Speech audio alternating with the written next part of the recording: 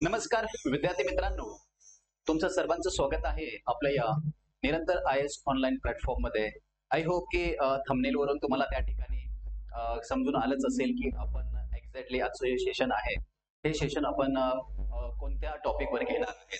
So there is one announcement इथे तुमच्या आपल्या ह्या सगळ्या विद्यार्थी मित्रांसाठी आपण राज्यसेवा पूर्व परीक्षेची जी PYQ मास्टर लेक्चर सिरीज आपण आजपासून काय करतो आहे, तुमच्या सेवेसाठी घेऊन येत आहे. आपल्या PYQ मास्टर टेस्ट सिरीजचं सगळ्यात महत्वाचं आणि जे काही की फीचर असणार आहे ते म्हणजे असं आहे की फक्त लाईक द अदर इन्स्टिट्यूशन्स आपण फक्त PYQचं त्या ठिकाणी आन्सर सांगणार नाहीये किंवा PYQचं जस्ट वरवरचं एक्सप्लेनेशन देणार नाही आहेत. तुम्ही या ठिकाणी जर तुम्ही पाहिलं तर एक गोष्ट क्लिअर होते, ते म्हणजे जिओग्राफी जो आहे, हा जिओग्राफीमध्ये येणारे जे काही महत्वाचे क्वेश्चन्स असतात, more and more time question same topic वरनं रिपीट होतात. येस, टॉपिक सेम असतो परंतु क्वेश्चन जे आहेत ना ते सेम रिपीट होत नाहीयेत. टॉपिक मात्र रिपीट होतो, संकल्पना रिपीट होतात, परंतु क्वेश्चनचा जो नेचर आहे किंवा क्वेश्चन जो फॉर्मॅट आहे तो मात्र टोटली ड्रास्टिकली आयोगाने बदललेला असतो. सो मग आपल्या या मास्टर लेक्चर सिरीजचं वेगळेपण काय आहे, तर आपल्या या मास्टर सिरीजचं वेगळेपण हे आहे की तुम्हाला त्या ठिकाणी आयोगाचा क्वेश्चन दाखवला जाईल, सोबत की मी प्रत्येक क्वेश्चन जो आहे हा प्रत्येक क्वेश्चन तुम्हाला दोन मेथडनं त्या ठिकाणी सॉल्व्ह करून दाखवणार आहे. पहिली मेथड ही अशी असणार आहे जी की अभ्यासाच्या बेसवर असेल, क्लिअर झाला मुद्दा. अँड दुसरी जी मेथड आहे जी की अतिशय महत्वाची आहे आणि एक्झाम मध्ये या मेथडनं मला वाटतं जेव्हा आपल्याकडचं ऍसिड संपलेलं असतं तेव्हा सेकंड मेथड जी आहे, काही हॅक्स, ट्रिक्स अँड आपण त्याला काय म्हणतो लॉजिक आहे ना, हे काही महत्वाचे अप्रोचेस आहेत. या दोन्ही अप्रोचनी मी या ठिकाणी प्रत्येक क्वेश्चन जो आहे तो त्या ठिकाणी तुम्हाला सॉल्व्ह करून दाखवणार आहे. अर्थात दोन्हीही अप्रोचेस नॉलेजच्या बेसवर आणि लॉजिकच्या बेसवर दोन्हीही अप्रोचेस त्या ठिकाणी प्रत्येकानं एक्झाम मध्ये अप्लाय करायचे आहेत, कारण ही राज्यसेवेची परीक्षा आहे. आपण किती जरी अभ्यास केला तरी आपल्या अभ्यासामधून फार फार तर 40 ते 45% क्वेश्चन येत असतात, बाकी सगळे आपल्याला आपल्या अभ्यासाच्या बेसवर लॉजिक लावून सॉल्व्ह करायचे असतात. मुद्दा क्लिअर झाला. त्यामुळं प्रत्येक क्वेश्चन जो आहे सॉल्व्ह करताना क्वेश्चनच्या एंडिंगला मात्र मी हॅक्स दाखवेल, क्वेश्चनच्या एंडिंगला मी तुम्हाला लॉजिक दाखवेल. आधी आपण अभ्यासाच्या बेसवर आणि ज्या टॉपिक मधून क्वेश्चन आलेला आहे तो टॉपिक सुद्धा तुम्हाला मी या ठिकाणी काय करणार आहे, एक्सप्लेन करणार आहे विथ कंटेंट, फक्त व्हर्बली नाही तर कंटेंट सहित तुम्हाला मी दाखवणार आहे. सो आय होप की सेशन जे आहे एंडिंग पर्यंत बघायचं आहे. तुमचा जो स्टडी पार्टनर आहे त्याला सुद्धा हे सेशन काय करायचं आहे, शेअर करायचं आहे आणि याच्यामधून शिकायचं आहे. लक्षात येत आहे, याच्यामधून शिकणं खूप महत्वाचं आहे. तो इन्स्ट्रक्शन्स या ठिकाणी संपलेले आहेत. चला आजच्या ह्या आपल्या मास्टर PYQ लेक्चर सिरीजला या ठिकाणी स्टार्ट करूया. चलो बघा, या ठिकाणी solve analysis and the crack 2025 असं लिहिलेलं आहे. चला आता ही जी सिरीज आहे या सिरीज मध्ये आपण 2020 ते 2024 याच कालावधीमधले प्रिलिम्स सब्जेक्ट वाईज घेणार आहोत. आय रिपीट, 2020 ते 2024 या कालावधीमध्ये आपण विषयानुसार काय करणार आहेत, ही लेक्चर सिरीज जी आहे ही आपण घेणार आहेत, कंडक्ट करणार आहेत. अप्रोच बिल्डिंग होणार आहे आणि through the PYQ concept and the chapter building करणार आहे. चलो आपण सुरुवात करूया. बघा, इथे जर तुम्ही पाहिलं तर आजचं हे जे लेक्चर आहे हे आजचं लेक्चर असणार आहे 2024 ची जी राज्यसेवेची परीक्षा आहे या राज्यसेवेच्या जिओग्राफी मधून आपण काय करतो, जिओग्राफीचं लेक्चर जो आहे PYQ ला आपण काय करतो आहे या ठिकाणी बनवत आहे. क्लिअर झाला. सो चला आता बघा 2024 मध्ये आयोगाचा पॅटर्न कसा होता, आयोगाने कसे क्वेश्चन विचारलेले आहेत, आपण कसा त्याला डील करायचा आहे ते बघूया. Now here is the first question. हा तुमच्या सोबत असणारा काय आहे, पहिला क्वेश्चन आहे. आय होप की क्वेश्चन सगळ्यांना त्या ठिकाणी क्रिस्टल क्लिअर दिसत असावा. क्लिअर झाला मुद्दा. नाव इथे जर तुम्ही पाहिलं तर प्रश्न जो आहे हा प्रश्न बघा काय सांगतो, खालीलपैकी सखोल उदरनिर्वाह शेतीचे वैशिष्ट्य नाहीत. नेहमी लक्षात ठेवा, नाही म्हटलं की क्रॉस मारायचं, आहे म्हटलं की यस मारायचं. बिकॉज का हे की फीचर आहे, म्हणजे इथे जर समजा तुम्हाला नाही समजलं किंवा तुमची गाडी जर इथे गडबडली तर मग मात्र पुढचं सगळंच गडबडतं. क्लिअर झाला. सो पहिला क्वेश्चन असा त्यांनी विचारलाय की सखोल उदरनिर्वाहाची जी शेती आहे या शेतीचं कोणतं वैशिष्ट्य नाही असं विचारलेलं आहे.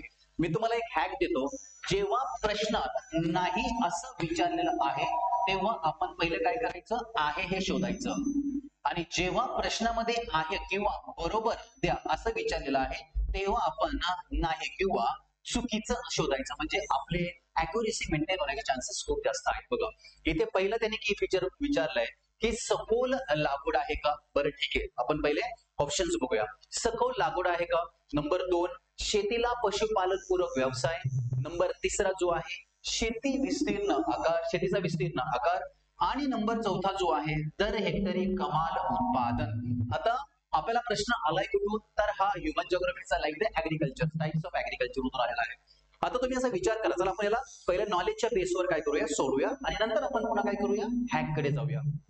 इथे जर तुम्ही पाहिलं सखोल उदरनिर्वाहाची शेती दिलेला आहे. म्हणजे शब्द बघा इथे काय आहे, सखोल आहे आणि खाली त्याचे की फीचर दिले. तर सखोल लागवड आहे का, तर यस. याचं पहिलं की फीचर यस आहे. शेतीला पशुपालन पूरक व्यवसाय आहे का, तर यस हे सुद्धा आहे. नाव ए आणि बी कुठे कुठे आहे आपल्याला बघायचं आहे. इथे फक्त ए आहे म्हणून ऑप्शन गेला, कारण बी पण त्याचा आन्सर म्हणून बी नाही आहे. इथे काय आहे, फक्त बी आणि डी आहे. ओके, सो इथे सुद्धा हे दोन काय आहे, तर सखोल लागवड हे त्याचं वैशिष्ट्य आहे. शेतीला पशुपालन पूरक जे आहे हे सुद्धा त्याचं वैशिष्ट्य आहे. म्हणजे ए आणि बी ज्या ज्या ऑप्शन मध्ये असेल तर तो ऑप्शन काय असणार नाही, याचे आन्सर होणार नाही. म्हणजे इथे ए आहे म्हणून हा ऑप्शन गेला, इथे बी आहे म्हणून हा सुद्धा ऑप्शन गेला, इथे अगेन बी आहे म्हणून हा सुद्धा ऑप्शन गेला. आपल्याकडे ऑप्शन राहिला काय आहे, आन्सर नंबर सी. म्हणजेच काय आहे, 3 जो आहे हा 3 आन्सर जो आहे हा आपल्याकडे बाकी राहतो आहे. म्हणजे आपल्याला हे समजून आलं की आपल्याला थोडंसं नॉलेज जरी असलं तरी आपल्याला सी जो आहे हा सी काय आहे, याचं वैशिष्ट्य नाही आहे. नाव आता आपल्याला एक गोष्ट समजून आली, ते म्हणजे काय, याचं उत्तर काय आहे, सी या ठिकाणी आहे. आता का आहे, म्हणजे आता इथून पुढे ऍक्च्युली अनालिसिस जे म्हणतात ना पीवायक्यूचं, ते अनालिसिस इथून पुढे सुरुवात होतं. म्हणजे बाबा का नाही आहे. तर चला आन्सर क्रमांक याचा जर तुम्ही पाहिलं तर हे 3 नंबरचं आहे. म्हणजेच ओनली सी हे त्याचं वैशिष्ट्य नाही आहे. क्लिअर झाला मुद्दा. मग आता महत्वाची गोष्ट अशी होते की खरंच आपल्याला नॉलेजच्या बेसवर आपण सॉल्व्ह केलाय का, तर हो. बघा आता एक्झाम्पल म्हणून तुम्हाला सांगतो, ही एक शेती आहे. मुद्दा क्लिअर झाला. आता समजा एखाद्या शेतकऱ्याकडे 5 एकर शेती आहे. क्लिअर झाला. 5 एकर शेतीमध्ये तो काय करतो आहे की पिन टू पिन, म्हणजे की जेवढी बी काही शेती आहे या शेतीचा सर्व भाग आहे तो काय करतोय, तो लागवडीखाली आणतोय. अर्थातच काय, सखोल लागवड आहे. याच्यामध्ये असंख्य पीक पद्धती सुद्धा या ठिकाणी काय म्हणतो आपण, एकत्रित पीक पद्धती सुद्धा तिथे लागलेली असते. आता या 5 एकराला हा पशुपालनाचा व्यवसायाची जोड सुद्धा लागलेली असते. म्हणजे ते सुद्धा त्याचा आन्सर आहे. लक्षात ठेवा, फक्त इथे काय नाहीये, शेतीचा विस्तीर्ण आकार हे उत्तर त्याचं वैशिष्ट्य नाही. कारण का, की शेतीचा विस्तीर्ण आकार हे वैशिष्ट्य कुणाचं आहे, ते कमर्शियल फार्मिंगचं आहे, है ना. म्हणजे विस्तीर्ण शेती प्रकाराचा तो काय आहे, त्याचा की फीचर आहे. तर अशा पद्धतीने आपल्याला एक गोष्ट समजून आली की बाबा येस. आता आपण जे डिस्कशन केलं हे नॉलेजच्या बेसवर होतं. मग हॅकच्या बेसवर जर समजा आपल्याला हा प्रश्न सॉल्व्ह करायचा जर असेल तर आपण हॅकच्या बेसवर सुद्धा कसा सॉल्व्ह करू शकतो. तर इथे पहिला कीवर्ड बघायचा. हा कीवर्ड आहे सखोल आणि इथे दिलेला आहे त्यालाच अगदी विरोधाभासी काय आहे त्याचं वैशिष्ट्य आहे. सो जिथे सी किंवा या ठिकाणी ए आणि बी जिथे तिथे आहे ते पण आन्सर निघून जातात, म्हणजे सी आन्सर येतं. तर अशा पद्धतीने सुद्धा हा क्वेश्चन आपल्याला सॉल्व्ह करता येतो. आता आपण कंटेंट कडे जाऊया. हे बघा मुख्य प्रकार आहे शेतीचे, की नोट सुद्धा आणले आहेत आणि हे मुख्य प्रकार आहेत, त्यांचे काही महत्वाचे वैशिष्ट्ये. सबसिडन्स ऍग्रिकल्चर, आत्मनिर्वाह शेती जो आहे, म्हणजेच काय आहे, याला उदरनिर्वाहाची शेती आपण म्हणतो. तर उदरनिर्वाहाच्या शेतीचे काही महत्वाचे की फीचर्स, त्यानंतर जमिनीचा आकार कसा असतो, कोणती पिके असतात आणि त्याची उदाहरणं कोणती आहेत, हे सुद्धा मी त्या ठिकाणी आणलेलं आहे. क्लिअर झाला. तुम्ही जर या ठिकाणी पाहिलं तर उदरनिर्वाहाची शेती कुटुंबासाठी अन्नधान्य जास्त पिकवलं जातं. येस हे आन्सर आहे. क्लिअर. त्याचं की फीचर आहे. आधुनिक साधनांची कमतरता असते, कारण का आधुनिक साधनाची आपण जास्तीत जास्त टेक्नॉलॉजी नाही वापरू शकत, कारण शेतीचा आकार कमी असतो, ती परवडणारी नसते. ते पण काय त्याचं की फीचर आहे. जास्त मजुरी लागते. येस ते सुद्धा त्याचं की फीचर आहे. आणि जास्तीत जास्त उत्पादन वाढवण्याचा काय असतो, कल असतो. क्लिअर झाला. सो शेतीचा आकार कसा आहे मित्रांनो, तर शेतीचा आकार लहान आहे. मग कोणत्या पिकासाठी आहे, जनरलिस्टिक अप्रोच आहे. हा तांदूळ आहे, गहू आहे, मका आहे आणि डाळी आहे. मग या प्रकारचं शेती कुठे केली जाते बरं, तर भारत, बांगलादेश आणि नेपाळ, अर्थातच काय आहे, दक्षिण आणि आणि दक्षिण पूर्व आशियाई राष्ट्र. मुद्दा क्लिअर झाला. तर हे आहे उदरनिर्वाहाची शेती आहे. त्यानंतर पुढे दुसरा प्रकार या ठिकाणी आणलेला आहे सघन उत्पादनवाहक शेती म्हणजे इंटेन्सिव्ह आहे ना. इंटेन्सिव्ह काय आहे? फार्मिंग आहे. कमी जमिनीतून जास्तीत जास्त उत्पादन घेतले जाते. मजूर असते, मजूर प्रधान शेती आहे. त्यांचा दर सुद्धा काय आहे? दर हेक्टरी त्या ठिकाणी जास्त असतो. उत्पादन वाहक शेती. लहान आकार आहे याचा. तांदूळ, गहू आणि भाज्या हे उत्पादन घेतलं जातं. आग्नेय आशियामध्ये काय आहे? त्या ठिकाणी त्याचं मोठ्या प्रमाणावर शेती केली जाते, कारण आग्नेय आशियामध्ये जमिनीचं प्रमाण थोडंसं कमी आहे. त्यानंतर विस्तृत आणि व्यावसायिक शेती म्हणजेच व्यापारी कमर्शियल फार्मिंग. यस, आता याचं इथे वैशिष्ट्य आहे कोणतं? की बाबा याच्यामध्ये यांत्रिकीकरण आलेलं आहे. याच्यामध्ये टेक्नॉलॉजीचा मोठा फायदा करण्यात येतो. कारण का की ही जी शेती आहे मित्रांनो, ही शेती फार जास्त आकार असतो. म्हणजे तुम्हाला जर एक्झाम्पल जर सांगायचं झालं तर अमेरिकेसारख्या देशामध्ये एका शेतकऱ्याच्या वाट्याला साधारणतः 400 ते 1600 हेक्टर पर्यंत जमीन येते. म्हणजे जमिनीचा आकार जो आहे तो फार मोठा असतो. आणि जमिनीचा आकार फार मोठा असल्यामुळे त्या ठिकाणी मनुष्य किंवा मजुराच्या आधारे शेती करणं पॉसिबल होणार नाही.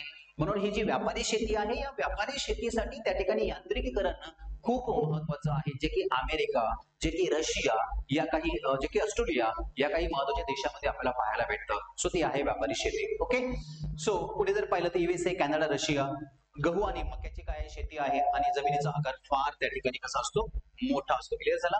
सो काही बागायती येस स्थलांतरित शेती आपल्या सगळ्यांना माहिती आहे की जंगल साफ करून जाळून ती शेती केली जाते.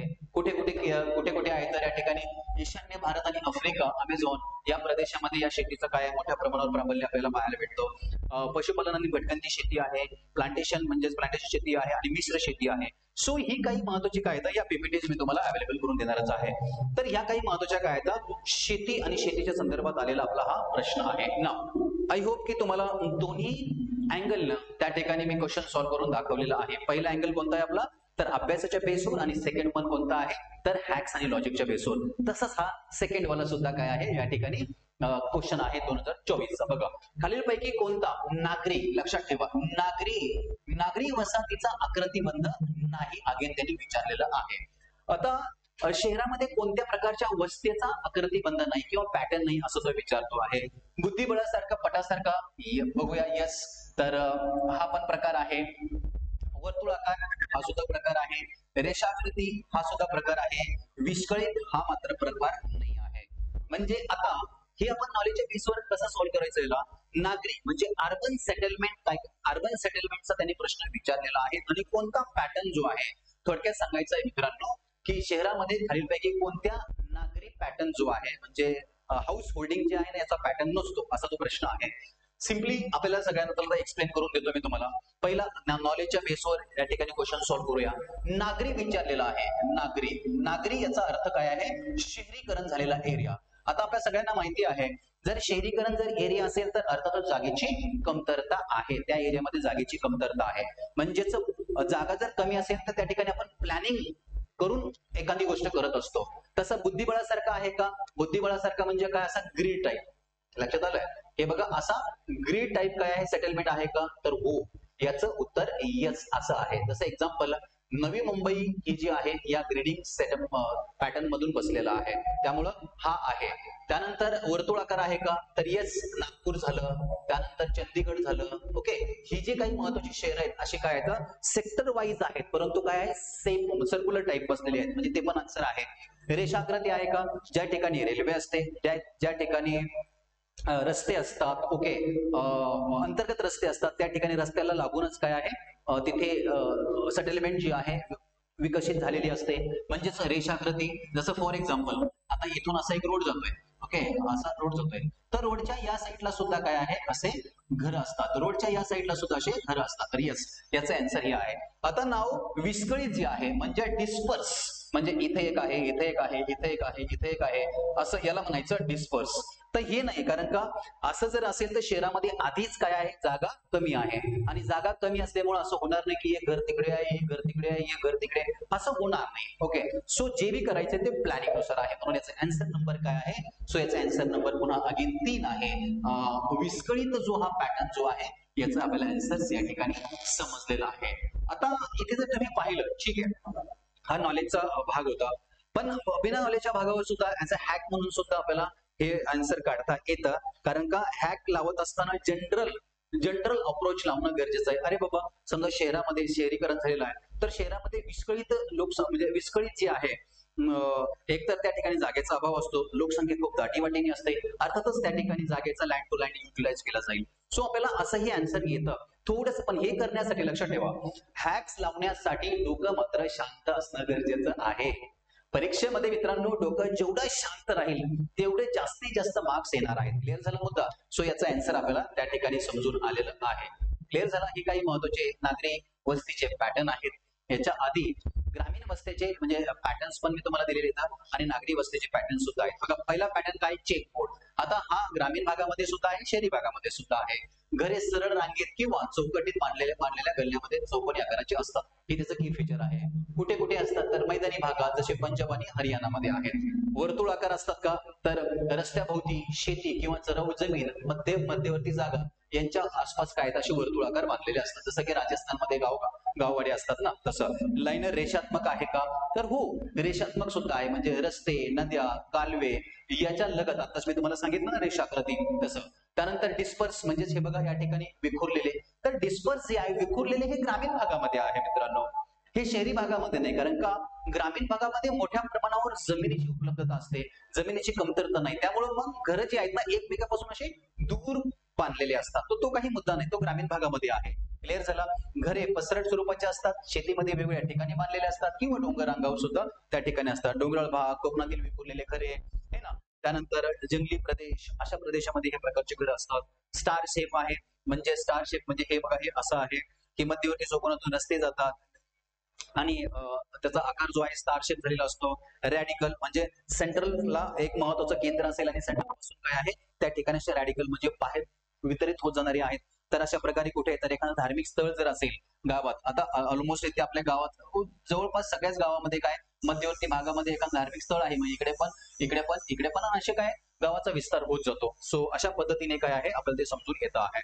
इथे नागरी वस्त्याचा पॅटर्न जर तुम्ही पाहिलं तर चेक बोर्ड सारखं आहे. इथे जर तुम्ही पाहिलं तर नवी दिल्ली आहे, नवी मुंबई आहे, चंदीगड आहे, सर्क्युलर आहे ते सुद्धा आहे. लाईनर टाईप आहे का? तर एखाद्या मोठ्या रस्त्यालगत किंवा समुद्रकिनारी, जे की मुंबई आणि चेन्नईचं एक्झाम्पल आहे. स्टार शेप आहे, रॅडिकल आहे आणि इरेग्युलर म्हणजे अव्यवस्थित, त्यालाच आपण काय म्हणतो अनप्लॅन्ड, लाईक झोपडपट्टी टाईप एरिया जो असतो ना तसं आहे. सो इथे बघा, इथे कुठेही तुम्हाला लाईक द डिस्पर्स दिलेलं नाही आहे. तर थोडस अशा पद्धतीने काय करायचं आहे आपल्याला विचार करायचं, सवय लावायची आहे. नेक्स्ट वाला इथे हॅक्स जर तुम्ही पाहिलं तर बघा, नागरी वस्ती म्हणजे जास्त लोकसंख्या, जास्त घनता, रचना व्यवस्थित, ग्रीड, सर्क्युलर, लाईनर हे सगळे शहरात काय होतात अप्लाय होतात. परंतु डिस्पर्स मात्र अप्लाय होत नाहीत, कारण का विखुरलेल्या वस्ती असतात आणि नेहमीप्रमाणेच काय ग्रामीण भागामध्ये यांचं काय आहे आपल्याला सांगता येतं. नेक्स्ट आता इथे जोड्या द्या नावाचा प्रश्न आहे, जोड्या द्या म्हणून आहे. सो इंटरनॅशनल लेवलचा त्यांनी काही पार्क्स राष्ट्रीय उद्याने विचारलेत. हा 7th स्टँडर्डच्या स्कूलच्या बुक मधून आलेला प्रश्न आहे. आता हॅक जोड्या द्यावा म्हणजे याच्यामध्ये एक्सप्लेन करण्यासाठी काही नसतं, कारण तो फॅक्च्युअल डेटा असतो. आपल्याला हे माहिती आहे भारत आहे, ओके, USA आहे, या दोन तर गोष्टी आपल्याला क्लिअरलीच आहेत. इकडे जर तुम्ही पाहिलं तर आपल्या सगळ्यांना माहिती आहे भारत पुढे आहे, जिम कार्बेट आहे, ग्रँड कॅनियन बिकॉज कॅनियन नावाची घळई USA मध्ये आहे, ओके. त्यानंतर पुन्हा ऑस्ट्रेलियामध्ये ग्रेट बॅरियर रीफ आहे. हे जनरली आहे, लक्षात आलं, कारण त्या ठिकाणचे ते लँडफॉर्म सुद्धा आहेत. म्हणजेच या ठिकाणी काय एला एक आहे. आता एला एक कुठे कुठे आहे, तर एला एक दोनच ठिकाणी आहे. डायरेक्ट असे कट करून घ्यायचे, ओके. आयदर याचं आन्सर एक असलं पाहिजे, आयदर याचं आन्सर 3 असलं पाहिजे, ठीक आहे. त्यानंतर जर तुम्ही पाहिलं तर इक्वेडोर, सो इक्वेडोरला काय आहे 3 आहे, सो याचा आन्सर नंबर काय आहे 3. आणि लास्टला डी ला काय आहे तर 4, सो डी ला काय आहे 4. तो आपल्याला काय करता येतं. आणि हे जे मार्क्स असतात ना जोड्यावाले, हे मार्क्स अतिशय काय असतात आपले स्वतःचे हक्काचे मार्क्स असतात, लक्षात आलं फक्त. आणि आयोगाचा तुम्हाला अजून एक पॅटर्न सांगतो की जेवढा प्रश्न स्ट्रॉंग असेल, आपल्याला वाटतं अरे खूप मोठा प्रश्न आहे नाही का, परंतु त्या प्रश्नाला थोडंसं बारीक लॉजिक लावलं ना तो लगेच सॉल्व्ह होतो. सो अशा पद्धतीचा काय होता हा एक क्वेश्चन होता, ओके. सो नेक्स्ट वाला बघा, हेतवणे प्रमुख जलसिंचन योजना. आता इथे बरेचशा विद्यार्थी मित्रांचा प्रश्न चुकलेला आहे, कारण त्यांना याचा अर्थच नाही समजला. प्रमुख जलसिंचन योजना, आता जलसिंचन म्हणजे फक्त जमिनीला पाणी देणं नाही आहे, मल्टीपर्पज आहे तो. जलसिंचन योजना खालीलपैकी कोणत्या जिल्ह्यात स्थित आहे, ओके, कोणता जिल्हा आहे.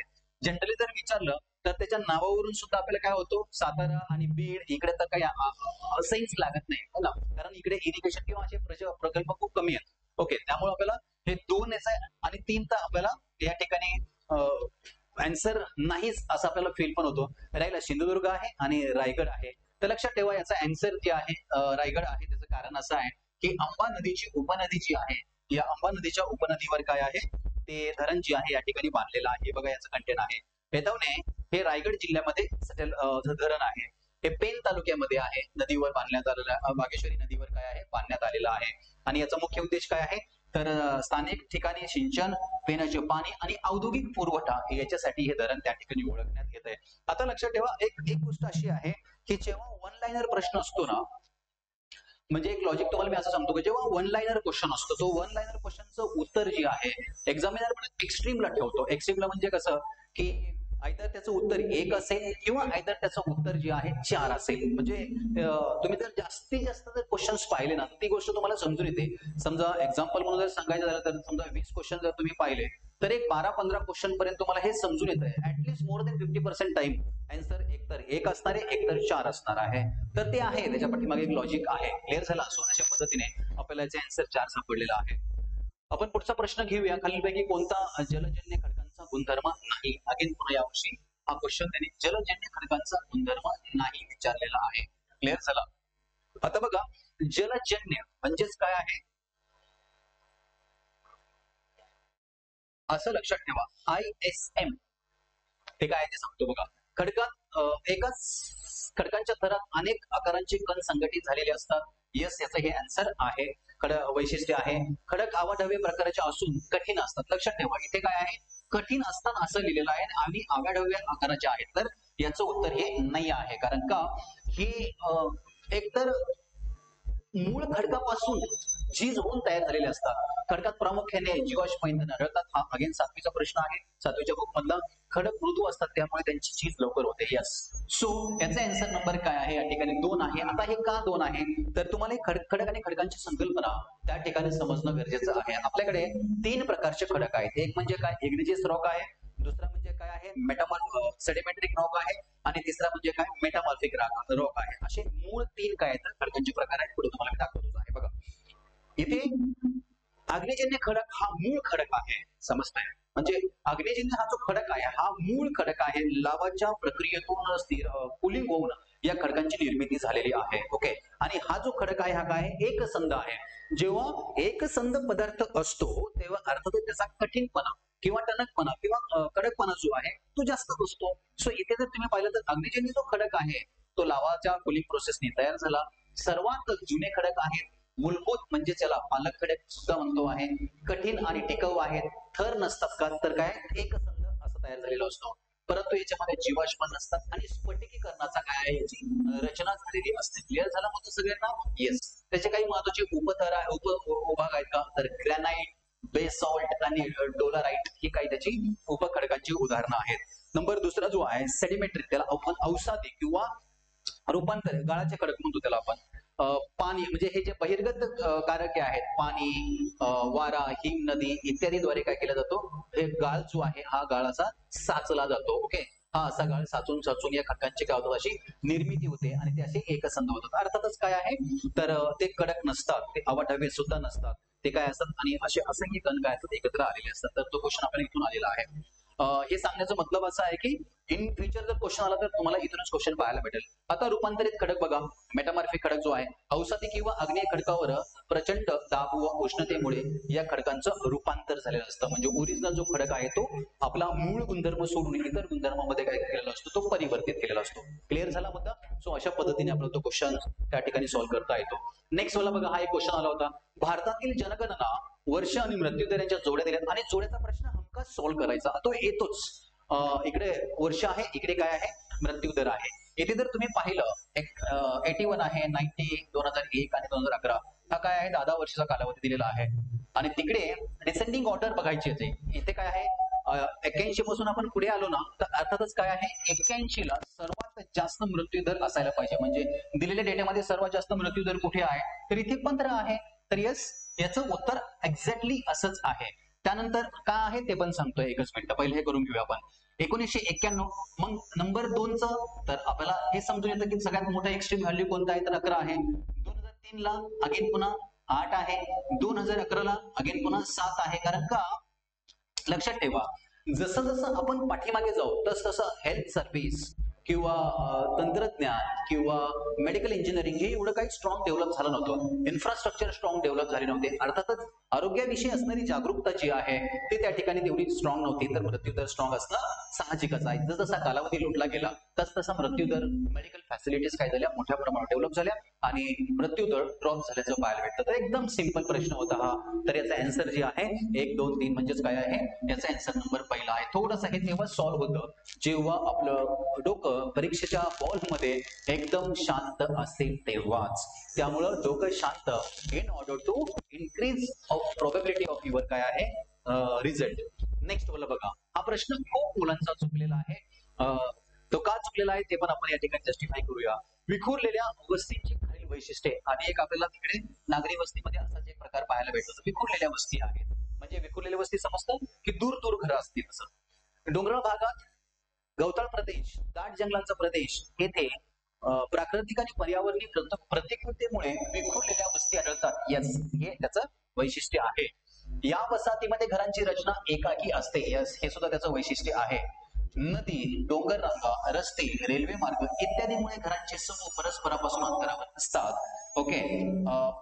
मैदानी भागात, सुपीक मृदेच्या भागात या वसाहती आढळतात.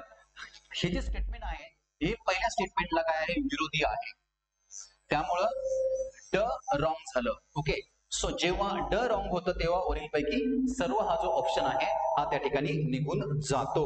त्यानंतर सी सुद्धा या ठिकाणी रॉंग आहे मित्रांनो. इथे आयोगाने तुम्हाला फसवण्यासाठी एकदम मायन्यूट लेवलला हे शब्द ठेवलेले आहेत. नदी, डोंगर रांगा हे माहिती आहे कारण वर पण आपल्याला तसंच आलेलं आहे.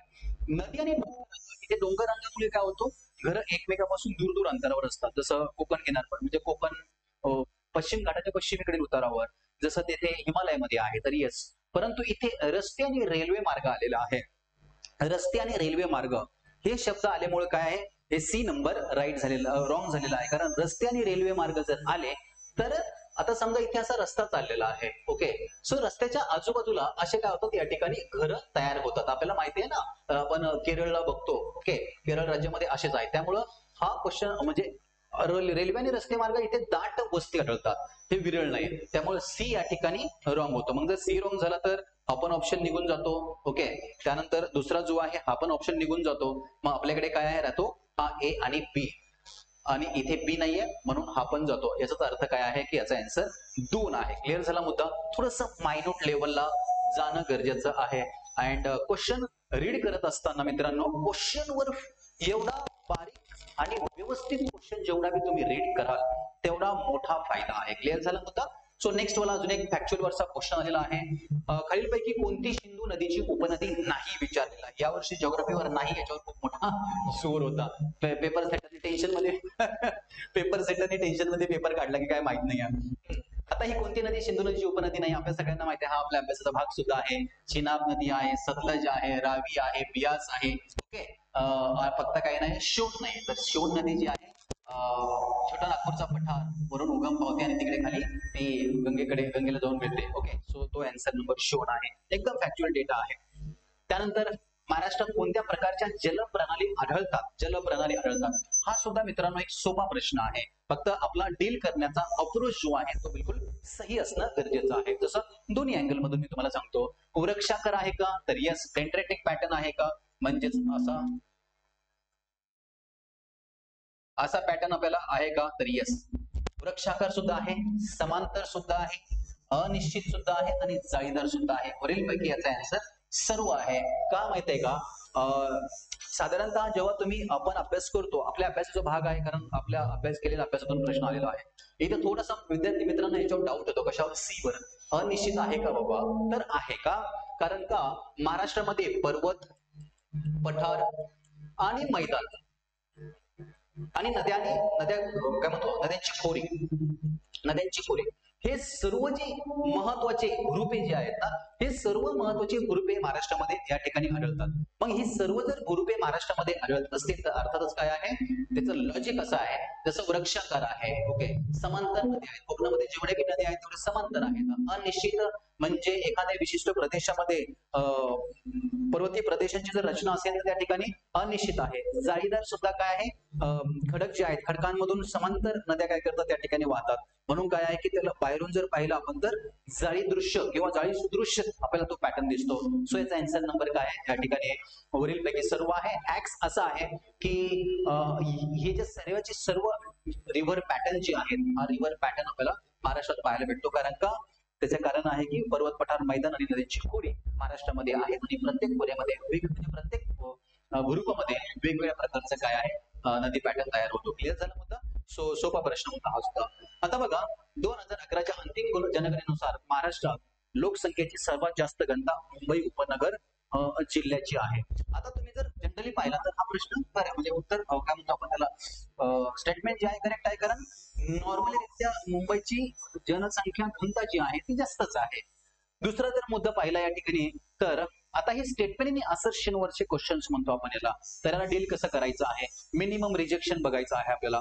2011च्या ज्या अंतिम जनगणनेनुसार महाराष्ट्रात लोकसंख्येच्या घनतेत कोल्हापूर जिल्ह्यांचा 5वा क्रमांक होता. आता आयोगाला एक सवय आहे, लक्षात ठेवा, हे नाव किंवा क्रमांक स्पिल्ट करून तुम्हाला प्रश्न विचारण्याचा. तर इथे पहिलं तर 100% काय आहे, करेक्ट आहे. म्हणजे इथे आयदर हे कॅन्सर असायला पाहिजे, म्हणजे इथे ए बरोबर दिलाय, बी बरोबर दिलाय, म्हणजे आपल्याला माहित नाही बीच्या संदर्भात, परंतु हे चुकीचं आहे, म्हणजेच हे पण चुकीचं आहे. दोन्ही चुकीचे आहेत कारण हे पण ऑप्शन जातो, कारण का की ए आपल्याला काय आहे, बरोबर आहे हे माहिती आहे, आणि दोन्ही बरोबर आहेत. आयदर यात तुमचा आन्सर एक असेल किंवा आयदर या ठिकाणी 2 असणार आहे. क्लिअर झाला मुद्दा? आता जर तुम्ही पाहिलं तर इथे लॉजिक डिपेंड्स, तुमची मानसिकता काय आहे क्वेश्चन डील करण्याची त्याच्यावर आहे. पण इथे जर तुम्ही थोडस लॉजिकला जर पाहिलं, बघा, लोकसंख्येची घनता त्याच ठिकाणी जास्त असेल ज्या ठिकाणी शहरीकरण जास्त झालेलं आहे. समजतंय? असाच एरिया बघायचा किंवा असाच जिल्हा किंवा असाच शहर की ज्या शहरामध्ये नागरीकरण जास्त झालेलं आहे. या अँगलने तुम्ही गेलात तर सॉल्व्ह होऊ शकतो. जसं सर्वात जास्त नागरीकरण मुंबईला आहे, नंतर पुण्याला असेल, नंतर औरंगाबाद म्हणजे छत्रपती संभाजीनगरला असेल, त्यानंतर पुन्हा नागपूरला सुद्धा असेल, त्यानंतर पुन्हा अजून इकडे नाशिकला सुद्धा असेल. ओके, सो या अँगलने जर समजा तुम्ही गेलात तर आपल्याला हे समजून येत नाही की कोल्हापूरचा 5वा नंबर लागेलच का, कारण कोल्हापूरच्या आधी हे महत्वाची शहरं आहेत, आणि जर महत्वाचे शहरं विकसित होत असतील तर अर्थातच काय आहे, 5वा क्रमांक सुद्धा याच्यापैकीच असणार आहे. कुणापैकी हे माहित नाही आपल्याला, कुणापैकी. मग नागपूर आहे की बाबा छत्रपती संभाजीनगर आहे की बाबा पुणे आहे की बाबा नाशिक आहे, पण एवढं डेफिनेटली हे माहिती आहे आपल्याला की हे जे शहर आहेत की कोल्हापूरपेक्षा जास्त विकसित आहेत. मग याचा अर्थ आपल्याला असा काढता येतो की कोल्हापूर 5व्या नंबरवर ऍब्सोल्युटली नाही आहे. आयदर ते नाशिक असायला पाहिजे, आयदर ते छत्रपती संभाजीनगर असेल, आयदर ते त्या ठिकाणी नागपूर असेल. ओके, हा जर धागा पकडला तर आपल्याला प्रश्नापर्यंत उत्तरापर्यंत जाता येतं. सो बी नंबर जे आहे याचं कसं आहे तर रॉंग आहे, म्हणजे आन्सर नंबर पहिला जो आहे तो आपल्याला या ठिकाणी समजून येतो. तो असा अप्रोच बिल्डिंग होणं गरज आहे आताच्या एक्झाम पॅटर्न मध्ये. आपण बघा कोणते चुकीचे आहे त्यांनी विचारलेलं आहे. अरबी समुद्रात लक्षद्वीप बेटे आहेत का, तर यस आपल्या अभ्यासाचा भाग आहे. भारताची भारताची सागरी सरासरी किनारपट्टीपासून 12 नॉटिकल मैल आहे का, यस साधारणतः ती 21.9 किलोमीटरच्या आसपास आहे, यस हे पण आहे. बंगालच्या उपसागरात अंदमान आणि निकोबार बेटे आहेत का, तर यस हे पण आहे. आणि चुकीचं, आता हे माहिती आहे की नाही हे जरी नसलं तरी पण हे कन्फर्म 3 आहेत, तर आन्सर असणार आहे हेच, कारण इथे विचारलेलं आहे भारताची पाकिस्तान व बांगलादेशाबरोबरची भूसीमेची नैसर्गिक सरहद्द आहे. इथे नैसर्गिक नाही तर कोणती आहे, तर दोन्ही देशासोबतची आपली सीमा जी आहे ती कोणती आहे, तर मानवनिर्मित सीमा आहे. त्यामुळं डोकं शांत राहिलं की बरोबर काय होतं, आन्सर आपल्याला त्या ठिकाणी पोहोचता येतं. नेक्स्ट वाला क्वेश्चन बघा बरं, लॉजिकच्या बेसवर आहे. इथे बघा, पुढीलपैकी कोणत्या घटकातून मासेमारी विकास कार्यक्रम काय आहे, मासेमारी विकास कार्यक्रम लक्षात ठेवा प्रभावीपणे राबवला जातो आहे. म्हणजे लाईक कार्यक्रम म्हणजे काय की बाबा एखादी इव्हेंट हे म्हणतो आपण, एखादं योजना टाईप असं. तर इथे जर पाहिलं तुम्ही तर मासेमारी विकास, कशाचा विकास करायचा आहे तर मासेमारी, आणि कशाच्या माध्यमातून करायचा आहे तर असा एक कार्यक्रम आहे. सो भारतीय मत्स्यपालन सर्वेक्षण हे प्रत्येक वेळेस कनेक्ट करून बघायचं, आन्सर येतं. भारतीय मत्स्यपालन सर्वेक्षण विकास कार्यक्रम आहे का? तर येस आहे, कारण का भारतीय मत्स्यपालन सर्वेक्षण होणं गरजेचं आहे. जसं फॉर एक्झाम्पल पश्चिम बंगाल हे राज्य जास्त आपल्याकडे मासेमारीमध्ये प्रसिद्ध आहे, पूर्व किनारपट्टी जास्त आहे की पश्चिम किनारपट्टी जास्त आहे, आणि या किनारपट्टीपैकी कोणत्या प्रदेशामध्ये जास्त मासेमारी ग्रोथ केंद्र आहे? सो येस, त्याचा आन्सर आपल्याला पहिला आहे. मग आता जर पहिलं जर येत असेल तर खाली बघायचं, आयदर यातून ऑप्शन असेल, आयदर यातून असेल किंवा आयदर यातून असेल, तो यातून तर मात्र ऑप्शन नसणारच आहे ना, राबवला जातो. सो दुसरं मत्स्यपालन विकास महामंडळ. येस, विकास महामंडळ आणि कार्यक्रम हे डायरेक्ट कनेक्ट होतं, कारण का जसं आपल्याकडे काही महामंडळांची निर्मिती झालेली असते. सो अर्थातच महामंडळाची निर्मिती कशासाठी असते मित्रांनो? तर ते ऑब्जेक्ट परिपूर्ण करण्यासाठी. जसं महाराष्ट्र मराठवाडा विकास महामंडळ आहे, पश्चिम महाराष्ट्र विकास महामंडळ आहे, त्यानंतर अण्णासाहेब पाटील महामंडळ आहे. ही जी वेगवेगळी महामंडळ आहेत ते काय आहे, एक स्पेसिफिक टार्गेट परिपूर्ण करण्यासाठी इस्टॅब्लिशमेंट केलेले असतात. इथे जर तुम्ही पाहिलं मासेमारी बंदराचा विकास, यस, मासेमारी बंदराचा विकास हे या कार्यक्रमाचा एक अंग आहे. आता का अंग आहे? समजा तुम्ही हे पण केलं, पण या बंदराचा विकास नाही, मासेमारी बंदराचा समजा विकास तुम्ही नाही, तिथे टेक्नॉलॉजी नाही आहे, तिथे विविध अशा प्रकारचे क्रेन्स नाही आहेत, मशीन्स नाही आहेत, तर मग ते तेवढं अपडेटमेंट होणार नाही, विकास तेवढा होणार नाही. म्हणून काय, 1, 2 आणि सी. आता मास बाजारपेठ याचा डायरेक्ट जर तुम्ही पाहिला तर याच्यासोबत काही नाही आहे, डायरेक्ट थेट कनेक्शन नाही आहे, कारण का हा डिमांड अँड सप्लायच्या संदर्भातला फॅक्टर आहे, तर कार्यक्रमाच्या संदर्भातला हा फॅक्टर होत नाही आहे. म्हणून ए, बी आणि सी हे आन्सर या ठिकाणी तुमचं असायला पाहिजे. कुठे आहे का ए, बी आणि सी? तर येस, आन्सर नंबर इथे आपल्याला 3 असताना पाहायला भेटतो. थोडासा जेव्हा बी आपल्याला जमत नाही ना, तेव्हा तो जो कॉन्सेप्ट आणि ऑप्शन्स आहेत ना, थोडेसे आजूबाजूने टच करायचा प्रयत्न करायचा, बरोबर लिंक लागते, हे तेव्हा शक्य आहे जेव्हा डोकं अगेन अँड अगेन शांत असेल तेव्हा. अतिशय सिंपल प्रश्न आहे, संयुक्त संस्थातील सर्वात लांब नदी कोणती आहे? नदीच्या नावावरून पाहिलं तरी आपल्याला काय होतं, आन्सर्स निघतं, कारण हे नाही आहे, कारण कोलंबिया सुद्धा नाही आणि हडसन सुद्धा नाही आहे, कारण युएसए मध्ये सर्वात लांब लचक जी अशी वाहते ना रॉकी पर्वतापासून तर पूर्व किनारपट्टीकडे, तर ती या ठिकाणी मिसिसिपी नदी आहे. हा, इथे जर त्यांनी अजून मिसुरी नावाचं नाव दिलं असतं, मिसुरी, तर मग मात्र थोडंसं मुलामध्ये अजून कन्फ्युजन तयार झालं असतं, परंतु काय आहे, तर ही आहे मिसिसिपी नावाची ही रिव्हर आहे. क्लिअर झाला मुद्दा? सो अजून एक बघा, 2011च्या जनगणनेवर प्रश्न आलाय, आयोगाचा पेपर आहे 2024, आयोग विचारते 2011चा काय त्याला अर्थ आहे. महाराष्ट्र हा दुसऱ्या क्रमांकाचा राज्य आहे, 365 प्रति चौरस किलोमीटर घनता आहे. यस, साक्षरतेमध्ये महाराष्ट्र पुढे आहे, आणि लिंग गुणोत्तर 900 काय 25 आहे. फॅक्ट्स वरचे क्वेश्चन्स आहे, त्याला फक्त काय केले, मल्टिपल स्टेटमेंट मध्ये ठेवलेलं आहे. याचं उत्तर सुद्धा काय आहे, पुढील पैकी सर्व आहे. याच्यावरून 2 क्वेश्चन जे आहेत ते हे याच्यावर आलेले आहेत, कशावर, जनगणनेवर, आणि ती पण जनगणना 2011ची आहे. तो अगेन आपला अभ्यासाची जी तयारी आहे ती 2011च्या जनगणनेचा आधार घेणं महत्वाचा आहे. क्लिअर झाला? सो अशा पद्धतीने याचा आन्सर वरीलपैकी सर्व आहे.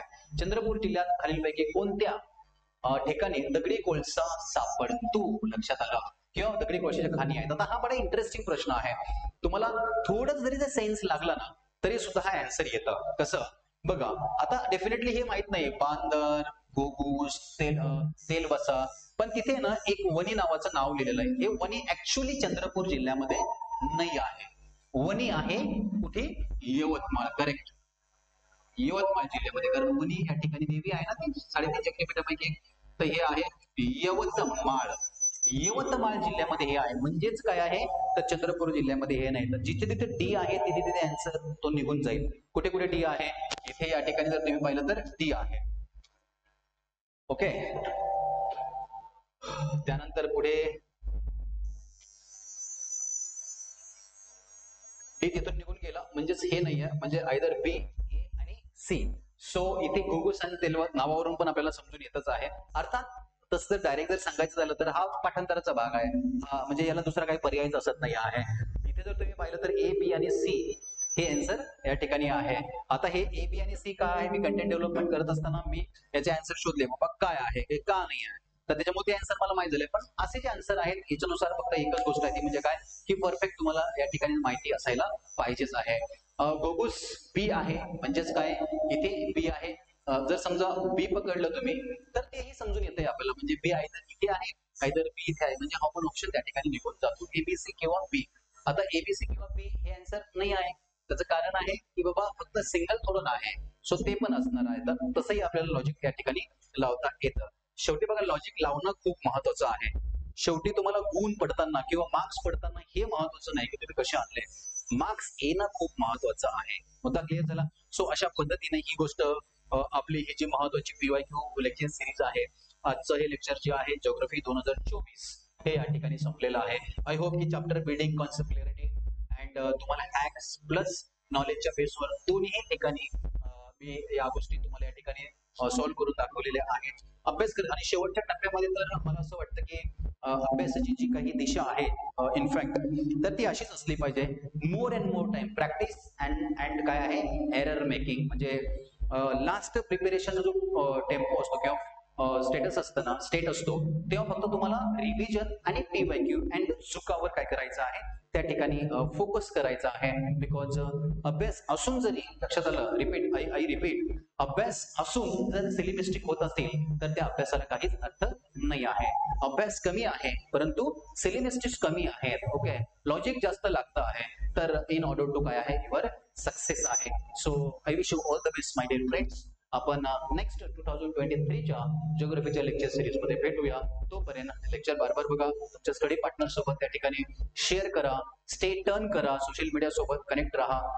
म्हणजे काय होईल, अजून असे महत्वाचे जे काही तुम्हाला हॅक्स आहेत और कंटेंट आहेत ते रेग्युलर पद्धतीने काय होतील त्या ठिकाणी मिळतील. I wish once again, I wish all the best. Thank you so much.